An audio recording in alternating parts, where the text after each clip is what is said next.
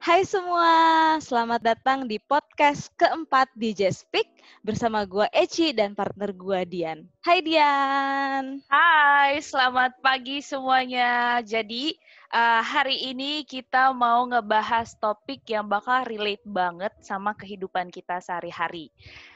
Jadi, judulnya atau topiknya itu namanya Toxic Positivity atau mungkin bahasa Indonesianya kepositifan yang toksik. Kok bisa ya positif tapi toksik? Oke. Dan kita kedatangan tamu. Siapa Kak? Coba dikenalin dulu Kak. Jadi tamu kita hari ini itu Gilberta. Jadi dia itu sekarang bekerja sebagai psikolog klinis di ibunda.id dan psikomorfosa. Mana nih Gilby? Gilby. Hai Kak Gilby. Hai. Selamat datang. Apa kabar Gil? Baik. Gimana kalian? Baik. Kita Udah kerja baik atau juga. gimana? Udah kerja ke kantor? Udah mulai masuk lagi sih sebenarnya. Oh, oke. Tiap hari gitu masuk atau selang-seling sama ini? Kemarin sempat ada selang-seling gitu, tapi sempat ada yang full, terus selang-seling lagi, terus kayaknya akan full lagi gitu sekarang. Oh, oke. Kalau COVID di sana gimana Kak? COVID bahaya sih di sini. Bahaya ya? Barangnya cuek-cuek gitu, jadi ya gitu Iya deh, sih. angkanya naik terus. Kayaknya kalau Gimana? di Indo kayaknya semuanya cuek-cuek deh. Iya sih. Di Iya. Makassar juga ya ternyata. Kirain cuma di Medan. Soalnya sekarang tuh aku lihat kalau dari postingan orang-orang udah pada ke kafe gitu kan, nggak ada pakai masker lagi, kayak gitu ya. Di sana gimana? Di sini masih ketat. Kalau di negara ini sih kita semuanya nurut sih. Kalau enggak soalnya nanti bisa sama presidennya. Wow. Presidennya tegas soalnya. Cuman tetap aja sih Iya. naik terus ininya case-nya. Cuman ya untungnya orang pada ngikutin peraturan sejauh ini. Sip. Semoga aman-aman. Iya. Jadi kita terima kasih dulu nih sama Kak Gilby udah dateng jadi narasumber kita. Karena hari ini tuh kita mau ngebahas topik namanya kan toxic positivity. Honestly speaking, sebenarnya aku juga baru tahu nih mengenai toxic positivity itu selama hidup aku 27 tahun belum pernah dengar nih. Baru kali ini aku tahu ada namanya toxic. Iya. Jadi kayak kok bisa kurang piknik. Kok bisa sih ada keracunan tuh dalam sikap positif gitu kan. Jadi mungkin pertanyaan pertama yang mau aku tanyain, apa sih sebenarnya toxic positivity itu? Oke, jadi toxic positivity itu kalau dibaca-baca memang nggak teori dari zaman dulu gitu sih, enggak gitu ya. Tapi kayak istilah yang akhirnya jadi berkembang ke kondisi sekarang ini. Nah, jadi sebenarnya toxic positivity itu karena kita selalu menekankan hal baik, sampai akhirnya melupakan kalau kita tuh sebenarnya bisa punya perasaan yang lagi nggak oke gitu, lagi nggak baik gitu. Padahal kan sebenarnya normal, natural gitu ya kalau kita sedih, kita marah, kita kecewa gitu. Tapi karena udahlah pokoknya yang baik-baik terus, jadinya kita lupa kalau kita tuh sebenarnya boleh punya perasaan yang nggak oke ini gitu. Oh, berarti sebenarnya ya, tapi sebenarnya kayak gitu banyak sih, kayak kalau kata lainnya adalah pura-pura bahagia gitu kan, pura-pura kuat, pura-pura tegar. Padahal sebenarnya it's okay not to be okay kan, kayak gitu kan sebenarnya. Betul. Dan kayak judul drakor. Aduh, gue nggak nonton tuh kayak. Gue juga belum nonton.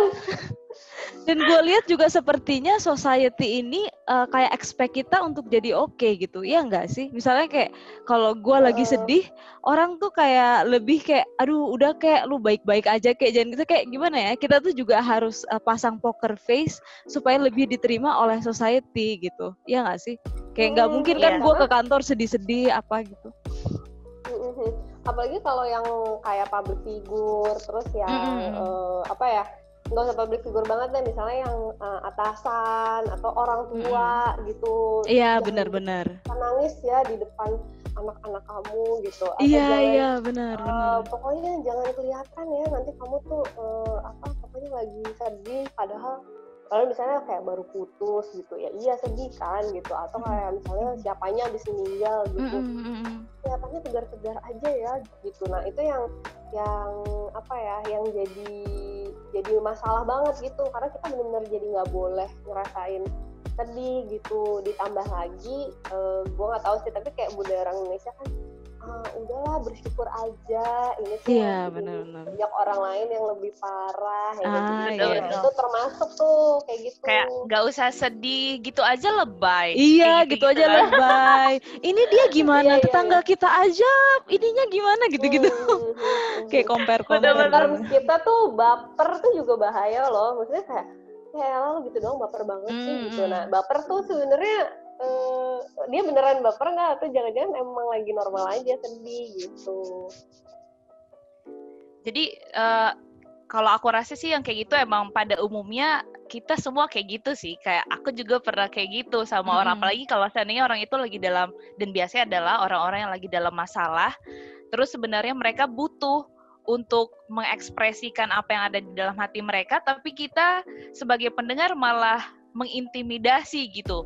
Mungkin kayaknya lebih ke apa ya, sebenarnya dia tuh butuh empati. Sedangkan yang kita berikan itu adalah kayak apa ya Kak, kayak cuman semangat yang belum tentu sebenarnya menyemangatkan dia kan, kayak gitu kan. Karena itu apalagi kalau seandainya baru putus, kayak ya elah lu cowok kayak gitu aja ditagih gitu kan, semacam itu kan. Terus jatuhnya kayak itu kan Kak, kayak jadi kita pengen curhat, jadi pengen curhat gak berani, nanti dianggapnya lemah kayak gitu. Terus biasanya nih Kak, aku mau nanya nih, apa sih ciri-ciri, kalau aku rasa ya, ciri-ciri orang yang udah punya toxic positivity? Udah punya tuh berarti dia yang melakukan atau dia yang kena? Kayaknya dua-duanya deh, korban dan yang menyebabkan toxic positivity. Oke, kalau misalnya yang menyebabkan itu tadi benar banget katanya dia nggak punya empati gitu ya. Ya sebenarnya kita tuh bukan motivator kok gitu yang setiap ngomong harus motivasi gitu. Tapi kita tuh sebenarnya cukup dengerin gitu ya. Kan melatih empati tuh pertama tuh dengerin dulu aja gitu. Jadi dengerin terus kayak oh iya sedih ya gitu. Jadi kayak validate si perasaannya itu gitu. Oh iya sedih banget ya kemarin kayak gitu. Terus ya pokoknya kayak sebenarnya kalaupun memvalidasi susah karena kita tuh nggak bisa ngerti perasaannya dia gitu ya kan. Kadang-kadang kayak misalnya temen lo di PHK gitu, tapi kan lo nggak pernah di PHK, jadi lo nggak ngerti sebenarnya rasanya di PHK, sedangkan lo mungkin malas banget berangkat kerja gitu. Jadi kan kayak ini seneng ya gitu kan. Nah jadi seenggaknya dengerin dia dulu aja gitu, itu yang penting sih gitu ya. Terus gak usah terlalu berupaya gila ya nanti saran gue diterima atau enggak yang kayak gitu-gitu. Tapi sebenarnya untuk nemenin dia sejauh dia mau ya gitu ya, karena kadang-kadang orang yang lagi gak oke tuh butuh support gitu macam-macam ya, entah cuma nemenin atau malah ngobrol nggak jelas gitu, jadi nggak ngomongin si topiknya itu yang kayak gitu-gitu, itu tuh udah cukup penting gitu. Jadi ketika memang kita nggak bisa melakukan itu, terus malah malah kayak berusaha jadi motivator banget, itu mungkin udah gejala kalau kita udah mulai melakukan si toxic positivity itu gitu. Atau kayak kita bilang udahlah lupain aja, lupa tuh nggak segampang nggak itu sesimpel gitu. itu. Dan kita nggak bisa lupa sebenarnya sih gitu ya, jadi nggak bisa kayak gitu. Nah kalau dari si korbannya, maksudnya dari si yang kena positivity-nya adalah ketika lo nggak bisa lagi ngerasain perasaannya apa gitu ya, itu sering sih. Jadi gue ini sebenarnya lagi kenapa ya, kemarin tuh gara-gara ini tuh gue apa, kadang-kadang jadi kayak kosong atau kayak overwhelmed justru gitu, kayak ditanyain pokoknya overwhelmed semuanya gitu. Nah sebenarnya tuh ada perasaan-perasaan tertentu yang kita mesti bisa identifikasi juga sih gitu ya. Oh ini tuh lagi lagi kayak gini, oh karena ini gue jadi ini gitu, itu tuh penting. Nah dan menerima sebenarnya kalau kita lagi misalnya gue marah karena pacar gue bohong gitu, nah kan marah. Tapi kalau gue marah karena gue sedih deh, misalnya gue sedih karena pacar gue bohong gitu ya. Ya wajar nggak sih sedih karena pacarnya bohong? Wajar lah. Gitu. Tapi masa kalau biasa misalnya, aja pacarnya bohong. Kok lo senyum-senyum di? Tapi kalau lo sedih, terus lo marah karena lo sedih, jadi lo marah dan sedih Iya. kan karena pacar lo bohong. Jadi kayak, Mm-mm. lo suka bilang kayak kuadrat nggak sih kalau lo nggak nerima tuh jadi nambah terus gitu. Jadi terima aja, emang wajar kok gitu. Karena jujur ya, gue juga sering kayak gitu. Misalnya gue sedih, tapi gue jadi kesel sendiri sama diri gue. Kok gue bodoh banget sih? Kenapa sih gue kayak gini aja gue nggak bisa cope? Kenapa gini aja gue sedih, sedangkan orang lain yang bisa mendapat musibah yang lebih dari gue, tapi bisa cope better than me gitu. Kadang gue kayak suka ngerasa kayak gitu sih. Dan malah itu malah jadi bahaya ya, kalau misalnya sering mikir kayak gitu. Betul, jadinya lo jadi kayak toxic positivity ke diri lo juga sih lama-lama ya. Maksudnya karena kan, ya elah gimana sih masa kayak gitu doang sedih. Ya mungkin emang ada beberapa kondisi yang kita sedihnya jadi kelamaan gitu ya. Tapi seenggaknya untuk terima dulu kita tuh sedih gitu. Ya udah sedih dulu aja gitu. Nanti sebenarnya kita akan belajar juga sih gimana akhirnya kita bisa bangkit dari rasa sedihnya itu gitu. Oh, jadi kalau boleh dibilang sebenarnya kalau toxic positivity itu being positif tapi dia deny pain yang ada di dalam diri dia. Sedangkan kalau sebenarnya adalah yang true positivity itu kayak kita being positif tapi kita kayak terima gitu, accept kita punya kepedihan gitu kan. Jadi nggak baik pura-pura bahagia ya Kak. Ya gitu Makanya dibilang jangan lupa makan karena pura-pura bahagia itu butuh energi katanya gitu. Oh gitu. Itu dari siapa? Enggak biasa kan gitu. Terus mungkin aku next pertanyaan Kak. Kalau seandainya si orang tersebut selalu melakukan hal yang sama, maksudnya selalu deny dia punya kepedihan, apakah orang yang memiliki toxic positivity ini akan mengalami gangguan kepada diri mereka, gangguan mental?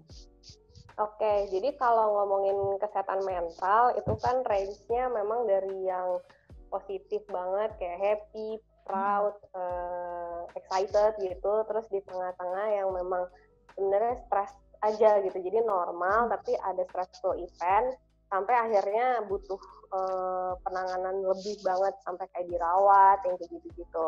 Nah, kalau misalnya toxic positivity itu kayak di tengah-tengah lah gitu ya, jadi dibilang bagus banget kan enggak juga karena toxic anyway gitu, tapi begitu ke toxic tapi ada maksudnya ke arah negatif masih ada positifnya juga gitu, jadi emang kayaknya di tengah-tengah lah dia.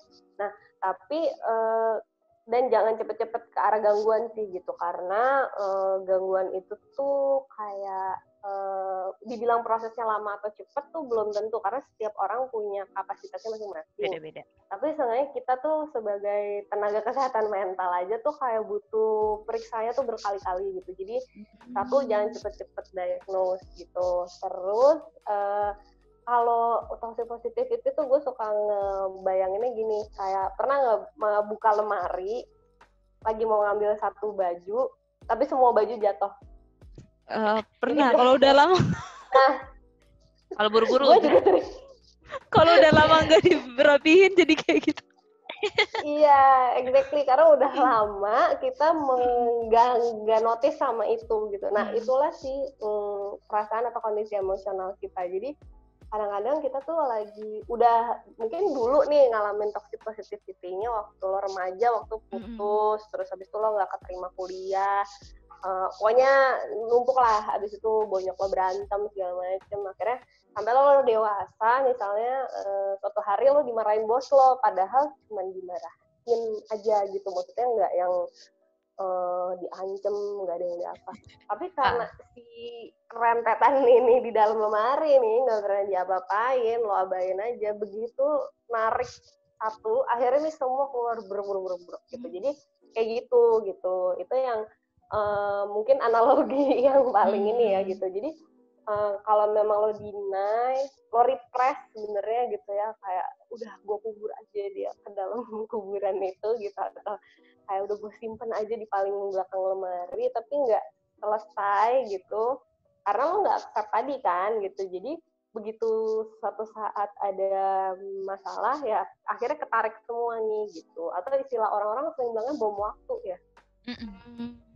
Jadi kayak di terlalu dari dulu nih, tapi suatu waktu dia akan meledak gitu.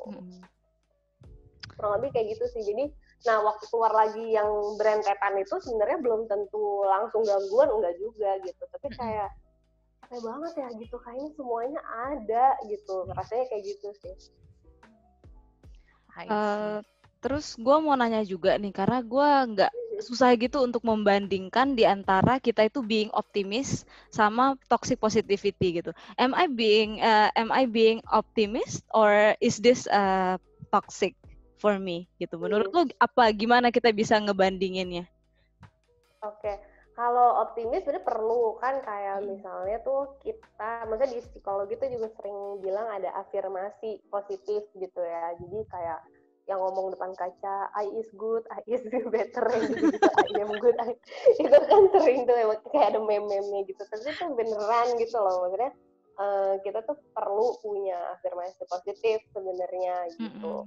Nah, tapi toxic positivity itu sebenarnya kata kuncinya adalah mengabaikan atau nggak nerima kalau kita lagi nggak oke, intinya gitu. Kalau afirmasi positif dilakukan saat kita misalnya udah take time buat sedih dulu gitu ya, kan take time tuh penting banget gitu ya. Jadi kalau lagi sedih ya udah sedih aja dulu gitu, misalnya lo nggak mau diganggu siapapun gitu, ya udah gitu, lo sedih dulu, keluarin dulu. Kalau mau nulis, entah lo mau nangis, entah mau ngapain, ya mudah-mudahan nggak lebih parah gitu, lo boleh take time dulu. Nah, kalau abis lo baru afirmasi positif, it is good gitu. Tapi kalau misalnya lo masih sedih, masih marah, I am good, I'm good gitu. Oke. Itu jadi lebih ke toxic positivity gitu, kayak lo cuma ngomongnya positif tapi kayak dalam lo tuh masih gitu. Itu berarti gue punya pertanyaan nih, berarti kalau misalnya gue lagi sedih, misalkan si Dian baru putus gitu, terus dia kayak post quotation motivasi, terus itu toxic dong. Itu toxic nggak sih kayak gitu?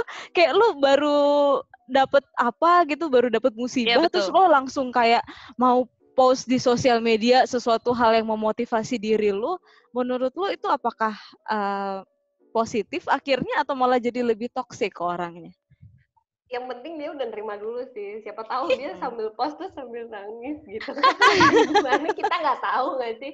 Tapi maksudnya tuh yang penting adalah lo memang menerima saat itu lo lagi oke gitu. Bahkan ada yang tekniknya gitu ya, teknik kecil-kecil adalah kayak thanks mind for karena thank you pikiran gue, karena gue tuh udah mikir kalau gue gini, seenggaknya gue tuh bisa mikir itu gitu. Itu jadi hal yang masih baik ya gitu, maksudnya masih nggak ke toxic positivity gitu kan. Kalau toxic positivity itu benar-benar kayak lo benar-benar harus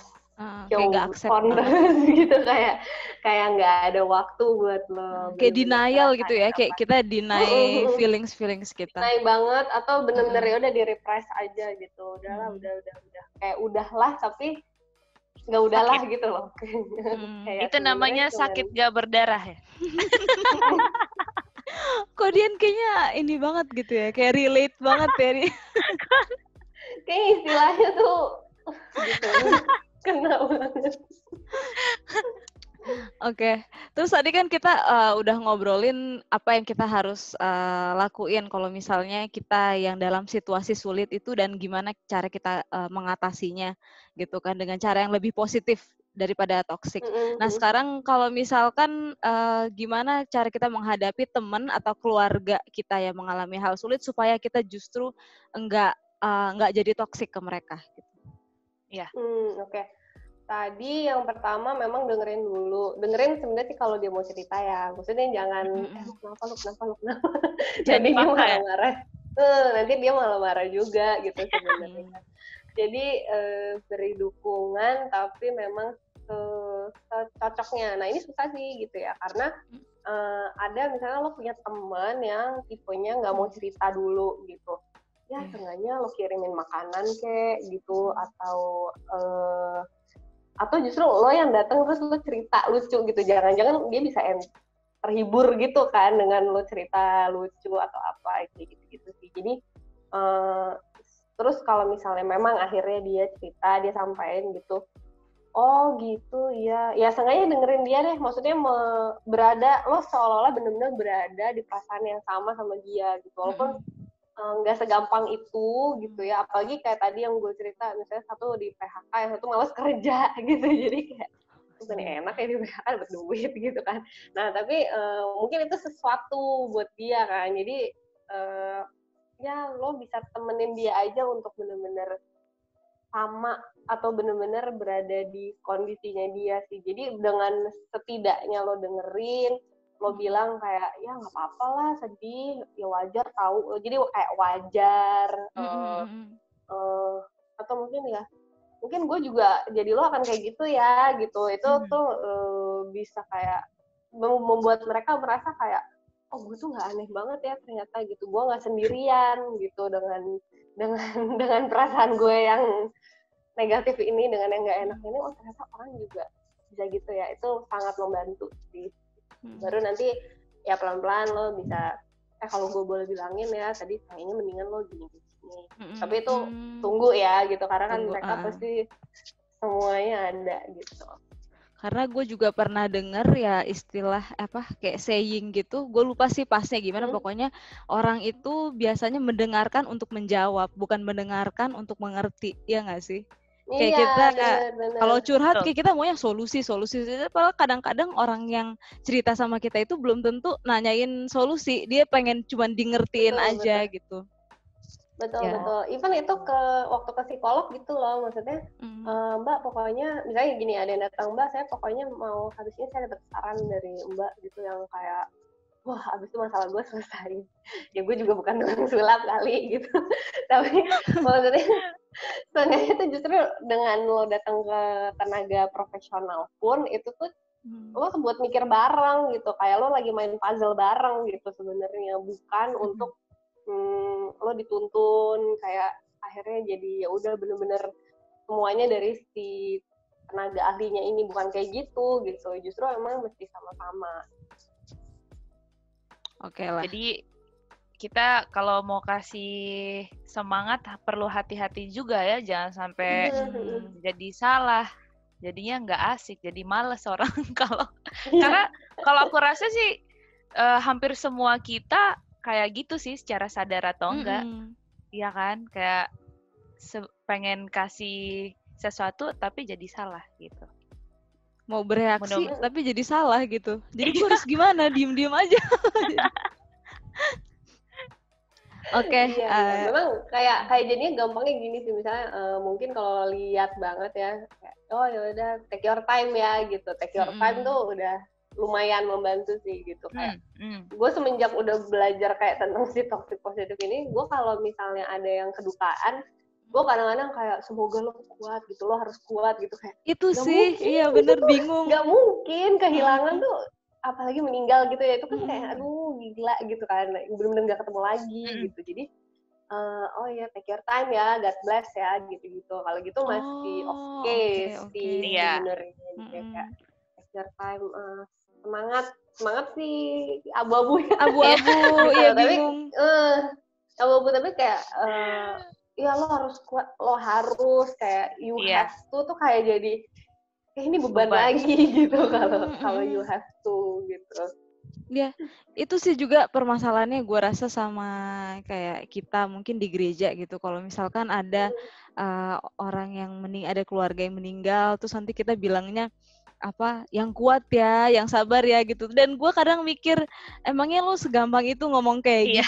gitu Iya, kan? iya, Justru iya. lu bisa ngomong kayak gitu, cuman gue yang ngerasain di sini gimana gitu kan? Kadang-kadang cuman tepok-tepok doang, yang kuat ya gitu.